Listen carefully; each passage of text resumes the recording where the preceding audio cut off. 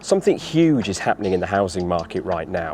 Whether you're a homeowner already, living with ma and pa, or are in rented, this video is for you. I'm going to explain what is happening, the massive problem that it's creating, and why I think the wheels might be about to fall off this thing. Let's get on with it.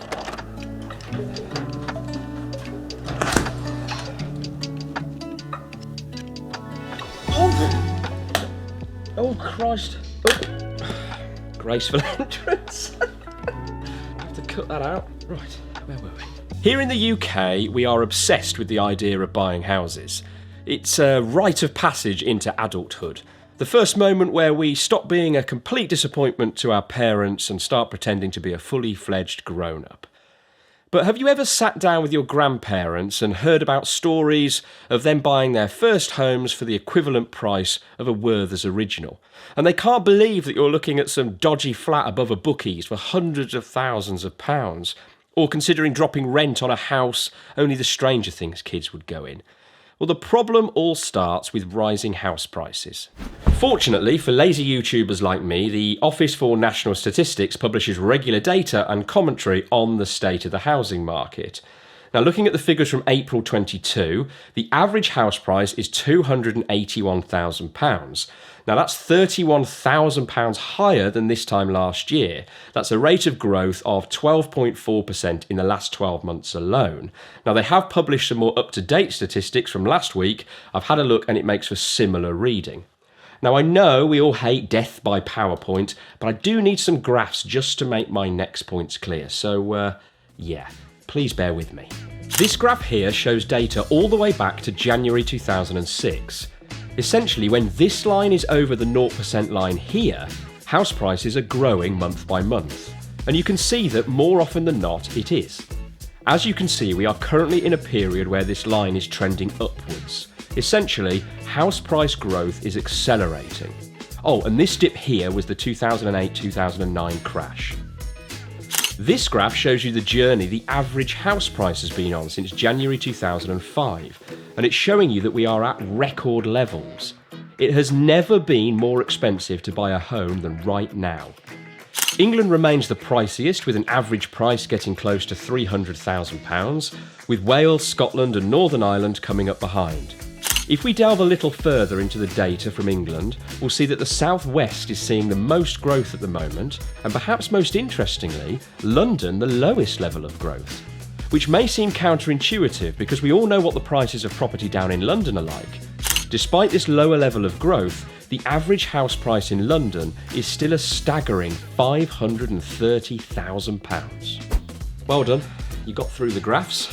Sometimes I just need pictures to explain things. Well, so what, you might say? This is great news for anyone that already owns a home. They're sat there literally getting richer and richer on paper with every passing month, and none of this is particularly news. Well, this is only part of the puzzle that you need to understand. The problem with the housing market goes much deeper than this. It's the interaction of these rising house prices and another metric that will explain the issue here. In order to buy a house, you need two things. Firstly, a deposit, a lump of cash to put down up front. And secondly, enough income to support the monthly payments on the mortgage. Let's talk about deposits first. Long gone are the days where you could borrow the full amount needed to buy your first house. In fact, there was a point in the past where you could borrow over and above what you needed to buy your first place. No word of a lie, I've got a friend, when he bought his first flat, the bank offered him £20,000 over and above the amount he was actually paying for the flat to do with whatever he fancied. The problem is, what he fancied was holidays and booze. Remind me, how did that 2008-2009 crash come about again? Currently, 5% is the minimum, 10% is better, 15% better still. The more you put down, the lower the interest rate you'll tend to get on the balance, meaning you'll get a better deal. But with an average house price of £281,000, as we've just seen, you need at least £14,050 for a lender to even consider you. But to access more lenders and better deals, you really need to double that, and you need £28,100. And that's not all. There are other costs too. Mortgage fees, legal fees, moving costs. Fortunately, if you're a first-time buyer, you don't have to pay stamp duty on purchases under £300,000 at the moment, so you'll dodge a bullet there. If you're not a first-time buyer and, say, just moving home on this example, you'll pay another £4,050 in stamp duty. In summary, it takes a wedge of money to take those first steps onto the property ladder. It's a huge challenge. Not impossible, I might add, but it does take some serious dedication, a good income, and some real prioritisation on those boozy holiday spends if you're going to make it happen without the bank of mum and dad. And God forbid, if you're already in rented, how on earth do you even begin to save up a deposit, given you're probably paying more in rent right now than the equivalent monthly mortgage payment would be? A monthly mortgage payment, I might add, that the lenders would probably say you can't afford, even though you're already paying more than that in rent right now. I know. A topic for another day, perhaps. But believe it or not, this is not really the biggest problem. The idea that millennials simply should cut out their expensive take-out coffee habits to get the money together to buy their first home is quite frankly insulting and totally ignorant to the real problem that's at play. It's the other part to this equation where the issue lies, the income that's needed to support the monthly mortgage payments and the overall affordability of them. Here's an interesting question for you. Can somebody earning average money buy the average house? Let's have a look, shall we?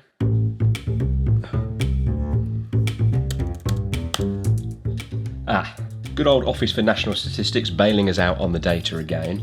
So the average weekly pay on the study from April 22 is £600 a week. So let's call that 32 grand a year. And if we jump on this nationwide calculator here, for example, 281,000 we want to purchase, the average house. We've got our 5% deposit of £14,050 and we'll ask for it over 25 years.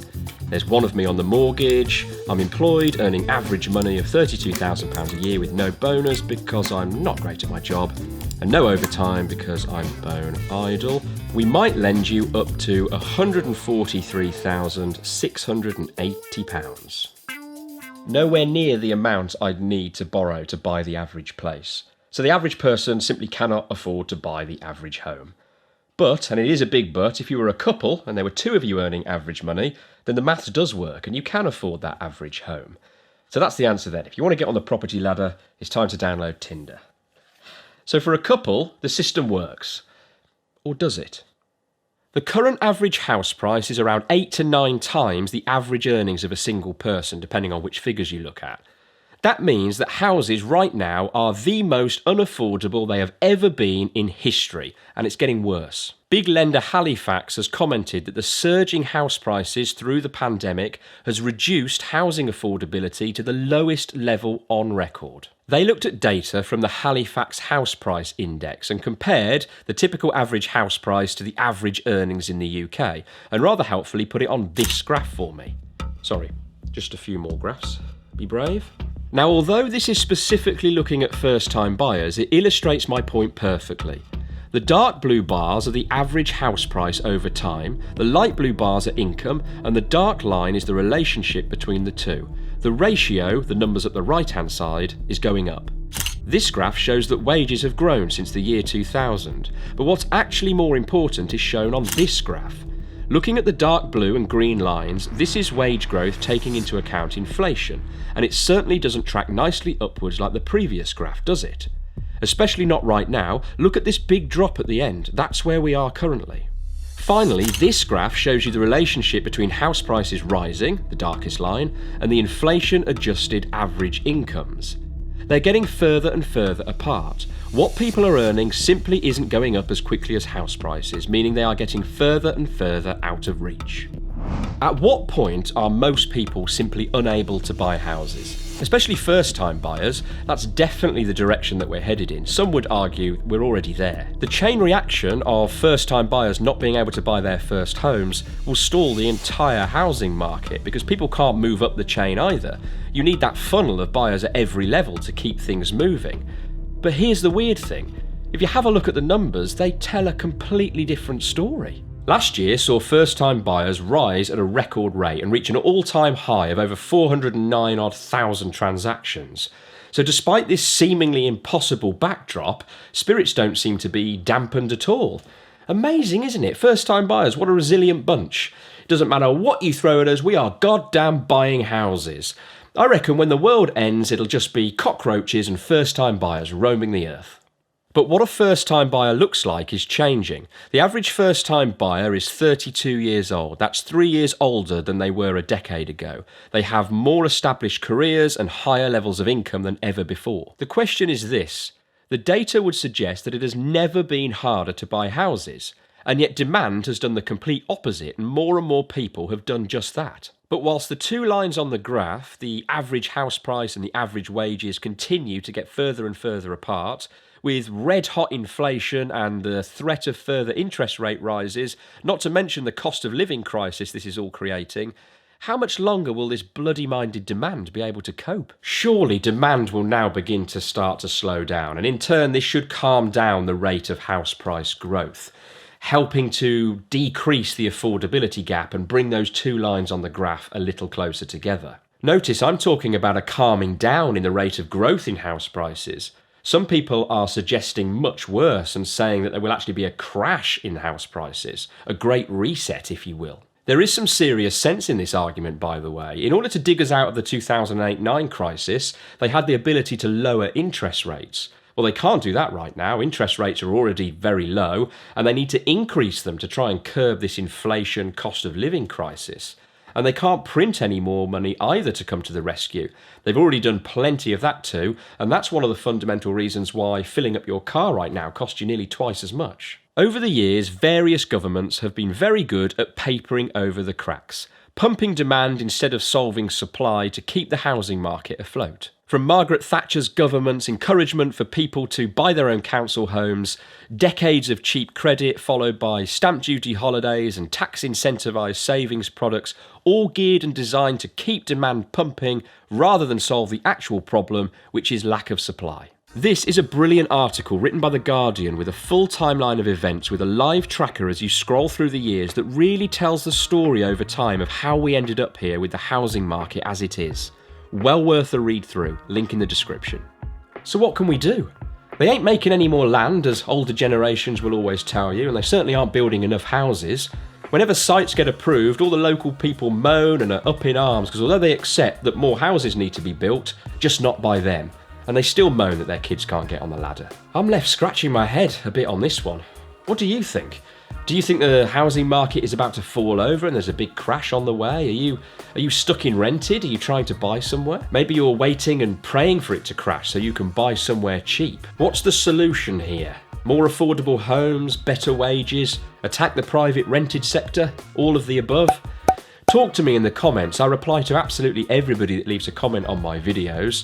Let's share stories and thoughts and people's current situations. Let's see if the hive mind of That Finance Show can come up with some sensible solutions to this enigma. For those of you that are interested, this is my house. I did a big series of videos on an extension that I did, tracking every penny that I spent. Head on over, start at episode 1, see just how far away I was from my budget and why the pigeons love my windows. See you over there.